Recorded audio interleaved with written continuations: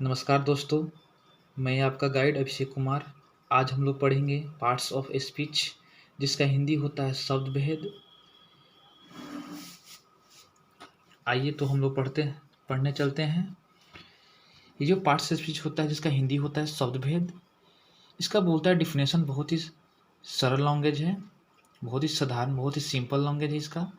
The division of words according to their function और usages in English sentence is called parts of speech.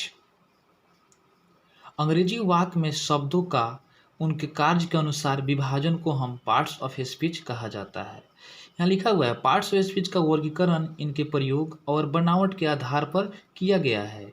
ये 8 प्रकार के होते हैं। जैसे एग्जाम्पल में नाउन, जिसका हिंदी होता है संज्ञा। प्रोनाउन, जिसका हिंदी होता है सर्वनाम। एडजेक्टिव, जिसका हिंदी होता है विशेषण। वर्ब, जिसका हिंदी होता है क्रिया। एडवर्ब, इसको हम क्रिया विशेषण के नाम से जानते हैं। प्रीपोजिशन, संबंध सूचक। कॉन्जैक्शन, संयोजक इसको बोलते हैं। और इंटरजेक्शन, विषयादि बोधक। यही पार्ट्स ऑफ स्पीच को 8 भागों में बांटा गया है जो आपके सामने मौजूद है। अब हम सबसे पहला टॉपिक पढ़ेंगे नाउन के बारे में। नाउन क्या होता है? नाउन को हम बोलते हैं नेम ऑफ यूनिवर्सल नोशन, और नाउन का हिंदी होता है संज्ञा। यहाँ बहुत ही इसका सिंपल डिफिनेशन दर्शाया गया है। The word which denotes the name of a person, an animal, a thing, a place, action, quality, state etc is called noun. जिस एग्जाम्पल नेम ऑफ पर्सन का ले लीजिए, तो जितना भी संसार में व्यक्ति का नाम होता है, जैसे राम, रहीम, बॉय, गर्ल etc, ये जितने भी नाम हैं ये सब क्या है? नाउन है। नेम ऑफ एनिमल, ये जितने भी नेम, एनिमल का मतलब होता है जानवर, इन जितने भी जानवर हैं जैसे काऊ, एलिफेंट, हैन, क्रो etc, ये जितने भी हैं सब क्या है? नाउन है। इसी प्रकार ले लीजिए नेम ऑफ थिंग, इन जितने भी वस्तुएं हैं जैसे book, pen, chair, rice. Name of place, यानी जितने भी स्थान हैं जैसे India, Bihar, Delhi, hospital. Name of action, इन जितने भी एक्शन हैं जैसे work, duty. Name of quality, name of quality जैसे ब्यूटी, काइंडनेस, ट्रूथ। ठीक है। नेम ऑफ स्टेट, जैसे date, life, pleasure, rest etc। से कुछ नीचे लिखा गया है टॉपिक।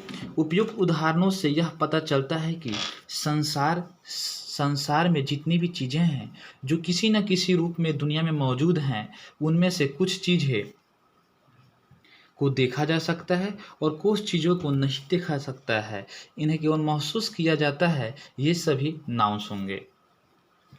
नाउन जो होते हैं वो 5 प्रकार के होते हैं। प्रोपर नाउन, देखिए the noun which denotes the particular name of a person, thing और place is called proper noun. यानी वह नाउन जिससे किसी व्यक्ति, वस्तु या स्थान के खास नाम का बोध हो, प्रोपर नाउन कहलाता है। जैसे गीता, मंडे, अप्रैल, दीपावली ये etc, ये जब जितने सब आते हैं खास नाम, स्थान जो आते हैं वह प्रोपर नाउन के अंतर्गत आते हैं। कुछ इसका नोट है, देख लीजिए। प्रोपर नाउन दुनिया में एक ही होगा और इसे हमेशा कैपिटल लेटर में लिखा जाता है।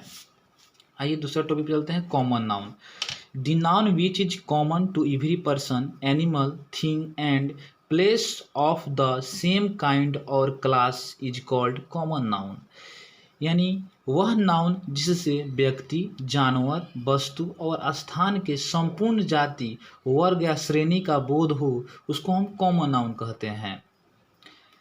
जैसे बॉय, गर्ल, टीचर, डॉग। यानी बॉय का है लड़का, यानी बॉय कहने पर सब लड़के का बोध हो जाएगा। गर्ल लड़की, सब लड़की का बोध हो जाएगा, इसलिए ये कॉमन नाउन के अंतर्गत आता है। इसका कुछ नोट है। जो नाउन दुनिया में एक से अधिक हो अर्थात जिसे गिना जा सकता है, कॉमन नाउन होगा।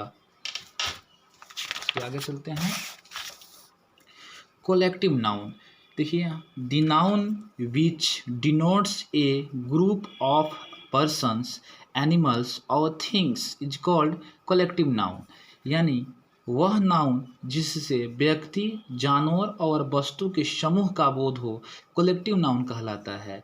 जैसे a family, a team, a bunch of grapes, यानी जो अंगूर का गुच्छा, यानी समूह का मतलब, यानी एक जगह कम से कम 4-5 आदमी इकट्ठा, उसको हम समूह बोलते हैं। और ये जो आता है कलेक्टिव नाउन के अंतर्गत आता है। जैसे मेला, मेला में बहुत लोग आता है, क्लास में बहुत से बच्चे आते हैं पढ़ने, तो ये सब जो है कलेक्टिव नाउन के अंतर्गत आते हैं। यहाँ कुछ नोट है, कॉमन नाउन के समूह के लिए जिस सिंगुलर या प्लूरल नाउन का प्रयोग किया जाए वह कलेक्टिव नाउन होगा। चलिए आगे हम चलते हैं मटेरियल नाउन पर, जो आपका है material noun. The noun of which other thing can be made और which is used for eating और drinking is called material noun, या बोल सकते हैं हम material noun is the material substance. यानी आइए, वह नाउन जिससे कोई चीज़ बनाई जा सके या जो खाने पीने के लायक हो, उसको हम मटेरियल नाउन कहते हैं। जैसे यहाँ देखिए, गोल्ड, इसे बनाया जाता है। सिल्वर, चांदी से हम लोग बहुत से गहने ज्वेल्स तैयार करते हैं। ऑल, सीमेंट, ऊल, राइस को हम खाते हैं। पल्स भी हम लोग पीते हैं, दाल को हम लोग खाते और पीते दोनों हैं। मिल्क, दूध को भी हम लोग पीते हैं, etc। यहाँ देखिए, जब मटेरियल नाउन से संख्या का बोध हो तो वह कॉमन नाउन होगा। जैसे आई ईट एप्पल डेली, यहाँ जो एप्पल है वो क्या है, मटेरियल नाउन है। लेकिन वहीं हो जाए I have 3 apples in my bag, यहाँ जो एप्पल है वो क्या है, मटेरियल नाउन है। जबकि इसके साथ कोई संख्या का बोध हो रहा है, जैसे 3 एप्पल्स का बोल रहे हैं, इसके संख्या का बोध हो रहा है, तो इस व्यू से जो एप्पल हुआ यहाँ कॉमन नाउन हुआ। क्यों? क्योंकि एप्पल के साथ संख्या का बोध हो रहा है। और यहाँ बोला जा रहा है कि जब मटेरियल नाउन से संख्या का बोध हो तो वह कॉमन नाउन होगा। ठीक है, चलिए अगला टॉपिक पढ़ेंगे लोग, abstract noun. The noun which denotes the quality, state, action of a thing is called abstract noun.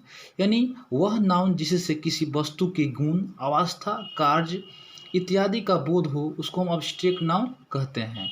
जिससे अब्स्ट्रैक्ट नाउन जो होता है एडजेक्टिव, वर्ब और कॉमन नाउन से बनाया जाता है। जैसे यहाँ एडजेक्टिव दिया है ऑनेस्ट, इसका अब्स्ट्रैक्ट नाउन ऑनेस्टी। काइंड, तो इसका काइंडनेस। इसी तरह वर्ब को लिखिए bear, birth, know, knowledge. Common noun man, manhood, teacher, teachership. यहाँ कुछ लिखा गया, ऊपर के उदाहरणों से यह पता चलता है कि जिस नाउन को न हम देख सकते हैं न छू सकते हैं बल्कि अनुभव द्वारा समझ सकते हैं, वह अब्स्ट्रैक्ट नाउन होगा। कुछ यहाँ टेस्ट योरसेल्फ दिया गया है, देख लीजिए आप लोग खूब गौर से।